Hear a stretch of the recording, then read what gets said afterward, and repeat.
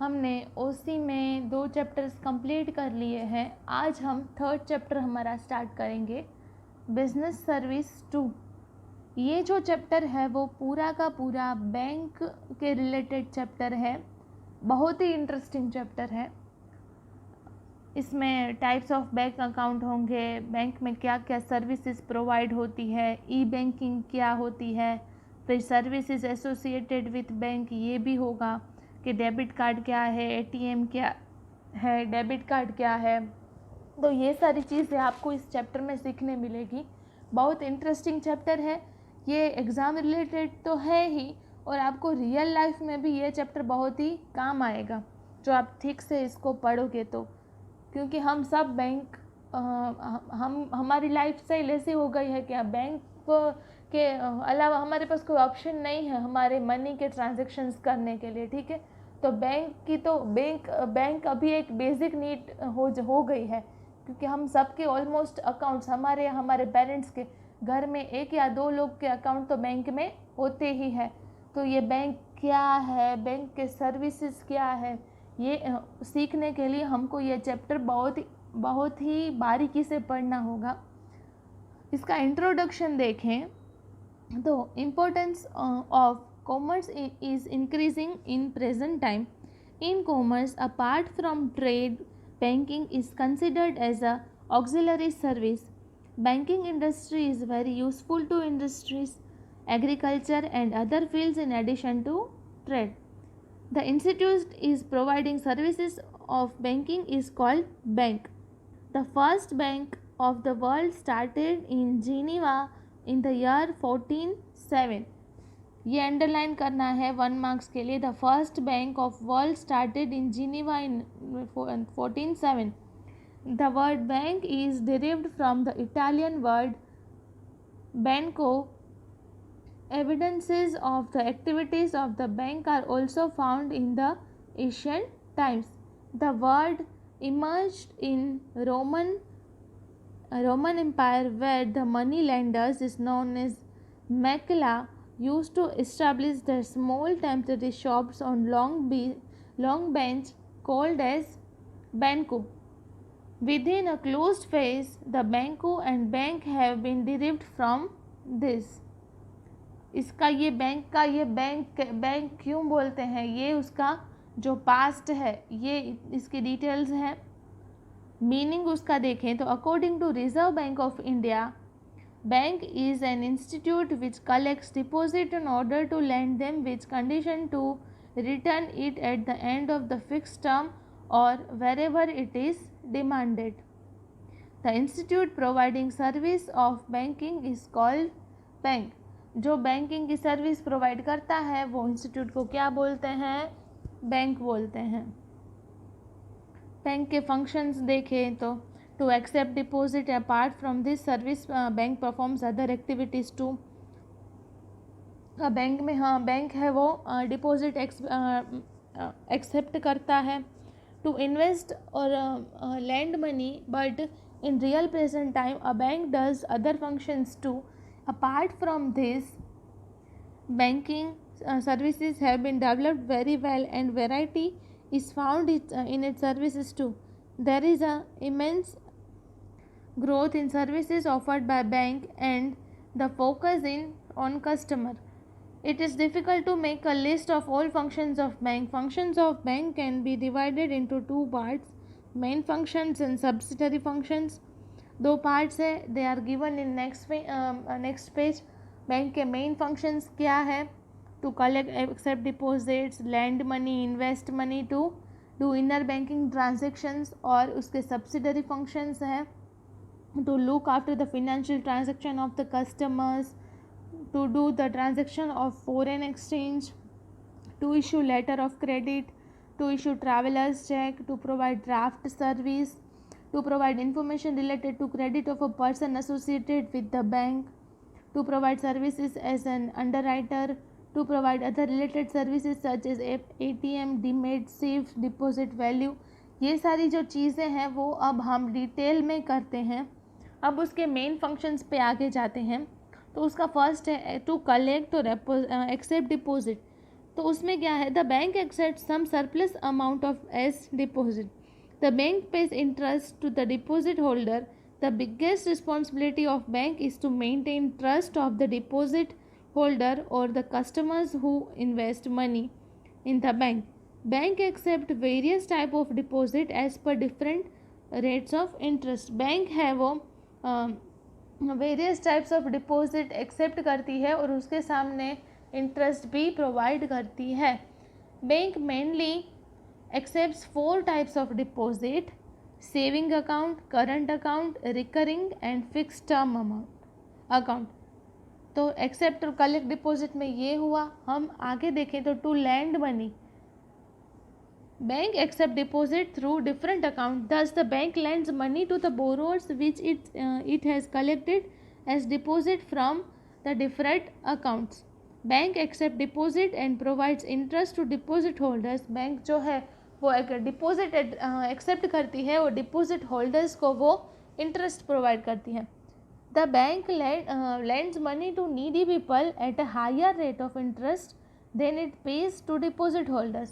Bank जितना deposit holder को interest पे करती है उससे ज़्यादा बैंक जो मनी लैंड करती है, किसी को मनी देती है बैंक, तो उससे ज़्यादा इंटरेस्ट वो बैंक जो है वो उसका जो रेट ऑफ इंटरेस्ट है वो बैंक का ज़्यादा होता है. The bank gains profit from difference in rate of interest. अब इसमें क्या होता है कि जिसने डिपॉजिट किया है बैंक में उसको बैंक इंटरेस्ट प्रोवाइड करेगी और बैंक ने जिसको मनी दिया है उससे उसको सामने वाला इंटरेस्ट बैंक को देगा. तो ये जो रेट डिफरेंस होगा कि interest received and interest given, उसका जो प्रॉफिट होगा वो बैंक को अर्न होता है. The bank lends money as per given below. Bank कैसे कैसे मनी देती है, तो फर्स्ट है loan.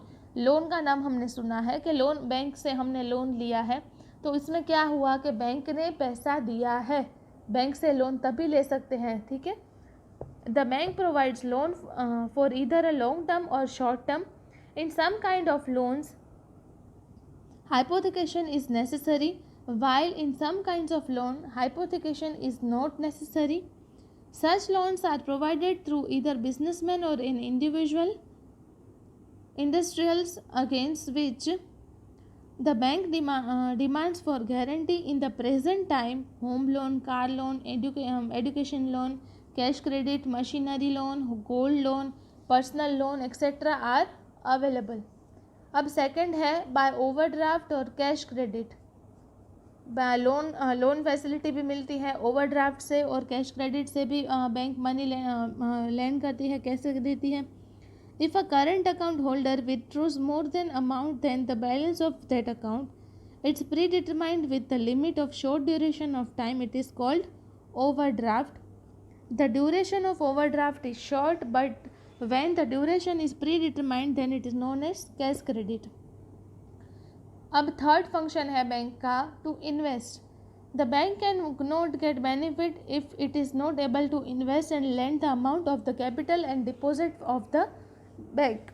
The important work of bank is to invest this amount at some secure place and with proper calculation. The bank has to invest some percentage of total deposited in the government securities according to the rules of RBI on which the rate of interest is low. The inevitable for bank to get instant cash by withdrawing investment during emergency or some accidental situation, a bank majorly invest in government securities or in other financial capable units. कभी कभी क्या होता है कि bank जो है वो government securities में इन्वेस्ट करती है कि उसकी सेफ्टी के लिए, और आरबीआई के भी रूल्स हैं कि जब किसी भी बैंक को गवर्नमेंट में थोड़े बहुत परसेंटेज इन्वेस्ट करना है और जो उसका जो इंटरेस्ट है वो भी पे करना है. तो जो इन्वेस्ट करती है वो जो है वो बैंक का भी एक फंक्शन है. उसके बाद है to do inner banking transaction. To do inner banking transaction में क्या होता है, one of the main functions of bank is interbanking. Every bank sometimes faces shortage of money for a very short duration of time, even less than 24 hours. At this time, issued money in a bank is provided to the needy bank. This arrangement is made by an agency appointed by central bank. Central bank किसको बोलते हैं? Reserve Bank of India को. In this way, the process of lending or borrowing money is completed through the central bank. The lender or borrower does not come into direct contact with each other. The problem of the bank for that particular time is solved. Thus, when the bank gets the demanded amount instantly, it is called call money. The interest is to be paid on the received amount. This rate of interest is determined on the basis of demand and is called as the call money rate. क्या होता है उसमें? Inter banking transaction में एक bank को money की ज़रूरत है तो दूसरी बैंक उसको प्रोवाइड करती है. ये ब्रांचेस में ज़्यादा होता है. किसी ने इतने पैसा डिमांड किया है, बैंक के पास नहीं है, तो डायरेक्टली ट्रांसफ़र भी हो जाता है. अब सब्सिडरी फंक्शंस ऑफ बैंक में देखें तो to look after the financial transaction of the customers. तो क्या है कि कस्टमर्स के जो फिनेंशियल ट्रांजैक्शन है उसकी देख रेख करनी है. A bank has mainly two types of customers, depositor and borrower. Such customers do their financial transaction through bank. When a customer writes a check in favor of other person, then the money is paid to that person by bank or behalf of the person who has written the check. In the same way, when a person receives a check from other person, तो bank क्या करती है? Bank money collect करती है. Who has written the check off on behalf of other person who has received the check. In present time, a bank performs different tasks on behalf of customers such as payment of electricity bills and telephone bills, insurance premium and transfer of money from one account to another account. तो ये सारी services है वो भी bank provide करती हैं. उसके बाद है to do transaction associated with foreign exchange. Foreign exchange के जो ट्रांजेक्शन है वो भी बैंक करती है. Nowadays, import-export business is done compulsorily through the bank. Foreign exchange is required for import-export business. The bank which has obtained permissions from the central bank performs tasks related to foreign exchange and provides services and receives the documents related to foreign trade. Foreign exchange के transactions भी bank करती है. उसके बाद है to issue letter of credit. तो letter of credit is a letter written by one bank address to the another bank. The bank ensures the payment at certain amount at the certain time by the person mention in the letter. The bank collects the certain deposit from the respected person before issuing the letter of credit, और the bank gets guarantee of the same amount. The amount mentioned in the letter of credit is paid at the fixed time to the person whom the bank has insured for the same. Thus, the letter of credit makes accounting transactions trustworthy. The bank earns income in form of the commission by offering these services. तो ये service भी bank provide करती है to issue letter of credit. इसमें बहुत ही ज़्यादा easy language use की गई है, इसलिए इसमें एक्सप्लेन करने जैसा इतना कुछ है नहीं. फिर भी आपको कोई डाउट होता है तो आप मुझे डायरेक्टली कांटेक्ट कर सकते हो और डाउट पूछ सकते हो. उसके बाद है to issue traveller's cheque. Traveller's cheque में क्या होता है? More and more people have started travelling. People have started getting traveller's cheque on order to prevent themself from losing their cash और getting in stolen during their travel within a country. अभी अभी क्या होता है कि लोग सबसे ज़्यादा ट्रैवलिंग भी करते हैं लेकिन उनको उसका पैसा है वो चोरी हो जाने का डर होता है, तो इस वजह से वो लोग ट्रैवलर्स चेक इशू करवाते हैं. The holder of traveller's cheque can withdraw money through the cheque from another outstation bank और from foreign bank branch by signing as per his specimen signature. This check is very reliable and transferable The use of traveler's check has decreased as the facility of ATM has become widespread. अभी ये travellers cheque की जो facility है वो मिलती है, लेकिन ये इसका जो यूज़ है वो बहुत कम हो गया है क्योंकि अभी ATM आ गया है। तो ATM मशीन बहुत ज़्यादा जगह पे अवेलेबल है, सो ट्रैवलर्स चेक को इतना यूज़ नहीं करता है। उसके बाद है service of demand draft. Demand draft is a cheque written by bank in favour of branch. The same bank, the name of the person is mentioned is in the demand draft, and the order is issued to pay the amount to the person whose name is written in the draft. The draft is secured medium while spreading the money to one person or firm. The person or firm desirable to send money fills a certain form and the request to bank. Demand draft में क्या होता है कि कोई भी person demand करता है कि मुझे इतने मनी इसको प्लीज़ ट्रांसफ़र कर दो, तो उसका एक जो फॉर्म आता है वो हमको फिलअप करना पड़ता है। तो सामने वाले जो पर्सन है उसके नाम पे हमको जो है वो ड्राफ्ट लिखना होता है। On the basis of request, the bank writes the name of the receiver of the money on the draft and orders its branch to associated bank to pay the amount. The sender pays the bank on not only to the amount mentioned in the draft but also the commission for the same. Bank उसका commission भी जो है वो उसको मिलता है। If the bank issues such draft which can be increased in own city there it is called pay order. उसके बाद है to provide information related to credit of a person associated with the bank. तो इसमें क्या होता है कि कभी कभी कोई दूसरी बैंक एक किसी को लोन लेना है तो वो दूसरी बैंक में लोन लेने के लिए जाता है और ऐसी इन्फॉर्मेशन देता है कि मेरा ये बैंक में भी अकाउंट है। तो बैंक शायद जो जिस बैंक से उसको लोन लेना है तो वो बैंक उसकी क्रेडिट पूछती है, तो उसकी इन्फॉर्मेशन भी बैंक प्रोवाइड करती है। कभी कभी क्या होता है कि bank does frequent financial transaction on the basis of which the bank as well is well aware of financial capabilities of the customers. कोई फर्म है, इंस्टीट्यूट है, उसको जो कोई पर्सन की इंफॉर्मेशन चाहिए तो वो जो है वो बैंक से ले सकता है क्योंकि वो बहुत रियलाइबल होती है। और कभी कभी सॉल्वेंसी सर्टिफिकेट भी बैंक इश्यू करके देती है। उसके बाद है to provide services as an underwriter. उसमें क्या होता है कि when a company comes to the market for collection of capital is always has a fear whether it will get the amount for the issue or not. The company finds difficult to run the business if it does not get minimum amount.